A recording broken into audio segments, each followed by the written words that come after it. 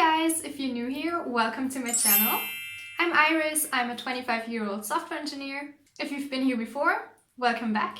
Today I'm gonna talk about 4 things I don't like about being a software engineer. Because even though I love my job and I enjoy motivating others to choose this career path, it is important to let you guys know that it's not all fun and games and that there are downsides of being a software engineer as well. I put the timestamps in the description box below so that you can directly access the parts of the video which interest you the most. So without further ado, let's get started. Number 1. When your code doesn't work and it takes you 3 hours trying to fix things until you finally find out that you forgot to delete one line. I'm gonna be honest with you, software engineering is mostly about finding out what you did wrong and then trying to not mess it up even more when you're fixing it. I read an interesting article yesterday which claimed that, on average, a developer creates 70 bugs per 1,000 lines of code. What? And this has got to be the most annoying thing about being a software engineer, because first of all, you're just stuck for hours and sometimes even days. And then second of all, once you find out that your problem is not working because of some tiny mistake you made, it makes you feel very stupid. Downside number 2. You need to be learning new things all the time or you become obsolete. The reality is that programming tools and languages are changing and being replaced all the time. So if you don't want to lose your job, you need to constantly be learning new stuff and new technologies, or eventually there's going to be others replacing you. A lot of companies offer their employees additional training such as seminars or online courses to stay up to date on what is new in the industry. If you don't get these opportunities with the company you're working with, you should definitely make sure that you're up to date with the technologies you're using and learning what's new in the industry in your free time.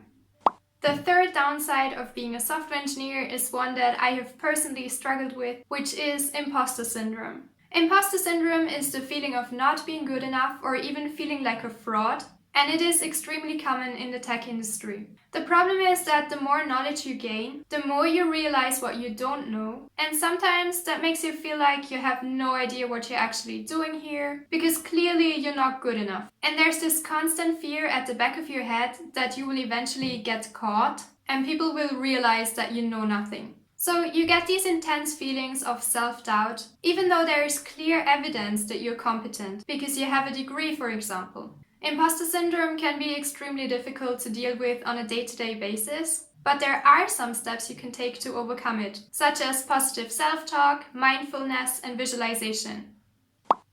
The fourth downside is an unhealthy lifestyle, because basically you're sitting in front of your computer all day.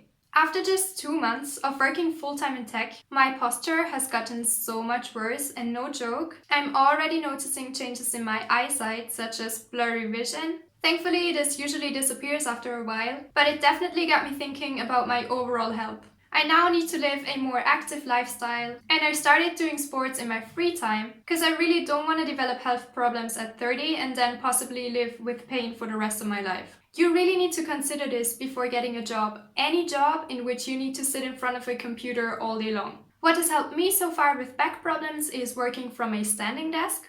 I know they are expensive, but you can definitely DIY them. That's what I did, and it works. I got this rack from a hardware store and it cost me around 15 euros.